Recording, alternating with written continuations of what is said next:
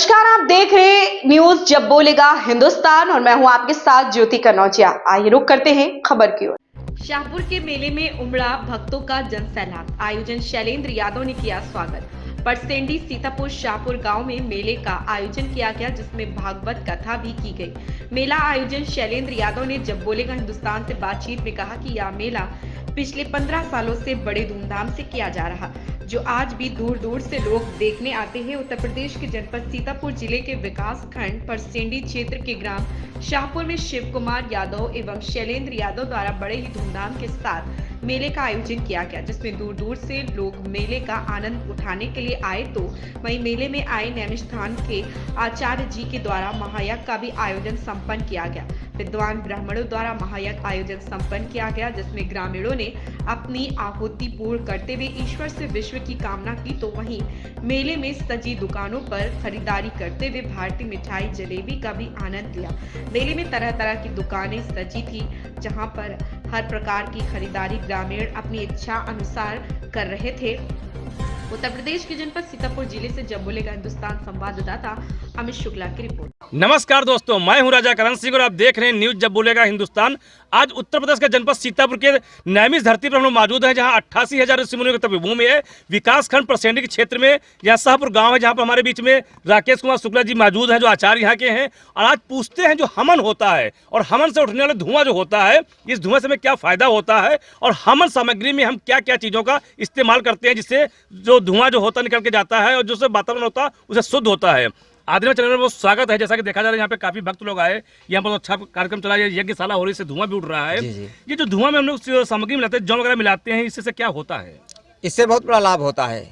जैसे जब हवन का धुआं चारों तरफ फैलता है तो चारों तरफ जो है, इससे चारों तरफ का जो है वातावरण शुद्ध होता है और पृथ्वी पर जो है जल इत्यादि की वर्षा होती है। प्राणियों में जितने भी दुष्कर्म हैं वो सब जो है निष्कर्षित होते हैं। अच्छा पंडित जी, इससे कहा जाता है कि जो पिछले युगों में हुआ करता था कि जब धुआं उड़ता था, यज्ञ हुआ करती थी, तो वहाँ राक्षस की प्रजाति के लोग एकत्रित हो जाते करते थे। तो क्या आजकल ऐसा लगता कुछ है, जैसे कि भागवत वगैरह हो रही है, जो शुद्ध मन के वो तो आते हैं, लेकिन जो राक्षस प्रकृति के लोग होते हैं वो? ये कभी नहीं होता है कि राक्षस देव रहे हैं। जहाँ पर देव होंगे तहाँ पर दैत्य भी अवश्य होंगे, ऐसा नहीं हो सकता है, क्योंकि ये जोड़ा है। जब मनुष्य होंगे तो असुर वहाँ पर अवश्य होंगे। जब यज्ञ होगा तो यज्ञ में बाधा अनेक प्रकार की आती हैं, लेकिन यज्ञ सदैव पूर्ण हुआ है। यज्ञ और कन्या का विवाह कभी रहा नहीं है, चाहे धन हो या ना हो। बस ये है कि परिश्रम होना चाहिए, एक श्रद्धा होना चाहिए। भवानी शंकरो वंदे श्रद्धा विश्वास स्वरूपिणो। अगर श्रद्धा और विश्वास है तो सब कुछ है, और अगर श्रद्धा विश्वास नहीं तो कुछ नहीं है। बिल्कुल सही कहा आपने पंडित जी चीज़ों के लिए। अच्छा, शास्त्रों को लेकर के और साइंस को लेकर के एक मंथन हुआ करता है, जिसमें कहा जाता है कि हवन में जब आता है तो 100 ग्राम घी खाने से फायदा होता है या 100 ग्राम के घी हवन करने से फायदा होता है? ये तो अपनी अपनी समझ है, ये तो अपनी अपनी समझ है। किसी की अवहेलना नहीं करना चाहिए, क्योंकि ये सनातन धर्म का एक पावन धर्म है कि वो किसी के प्रति जो है निंदा नहीं करता है। जो साइंस करता है वो ठीक है, जो हम लोग वैदिक करते हैं वो ठीक है। अच्छा, तो यज्ञ करने से हम लोगों को क्या फल मिलता है? बहुत सारे फल मिलते हैं यज्ञ करने से। होता है सारे विश्व का कल्याण यज्ञ से, जल्दी प्रसन्न होते हैं भगवान यज्ञ से। अगर अपने मन की कामना को पूर्ण करना है तो यज्ञ ही सर्वोपरि है। हमारे चैनल के माध्यम से जो यहाँ सनातन धर्म के लोग आए हुए हैं, यहाँ पर श्रद्धालु लोग आए, उनको क्या संदेश देंगे आप? हम तो यही संदेश देना चाहेंगे कि ये जो यज्ञ चल रहा है, हमारे भैया जो है शिवकुमार जी यादव जी चला रहे हैं, उनका समस्त परिवार चला रहा है, तो उसके साथ में समस्त ग्रामवासी लगे हैं। तो हम तो यही निवेदन करना चाहेंगे कि इस यज्ञ को ये सभी लोग बरकरार रखें और सदैव चलाते रहें। ये जो कार्यक्रम ये हो रहा, कब से हो रहा है? ये कार्यक्रम 2009 से हो रहा है।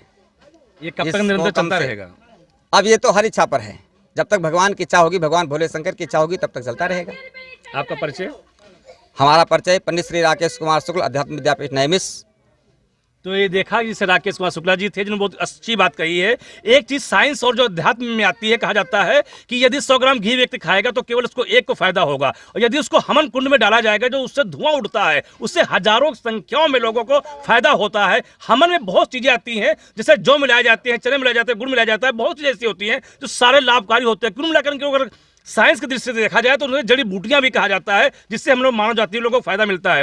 हालांकि भी और यहाँ पूजा पाठ हो रही है, पूजा पाठ चलती रहेगी। ये पूजा पाठ में एक विशेष रूप ये होता है कि जब कोई कार्यक्रम करते हैं तो उसमें जो जनमानस का सहयोग होता है उसका लिया जाता है। जनमानस के जो जितने भी लोग होते हैं उन सबको पुण्य के भागीदार बनते हैं। अभी पूजा पाठ और भी होगा, कार्यक्रम चलता रहेगा, भंडारा भी होगा, उस विषय में भी बताएंगे। तब तक के लिए बने रहे हमारे साथ और देखते रहे न्यूज जब बोलेगा हिंदुस्तान।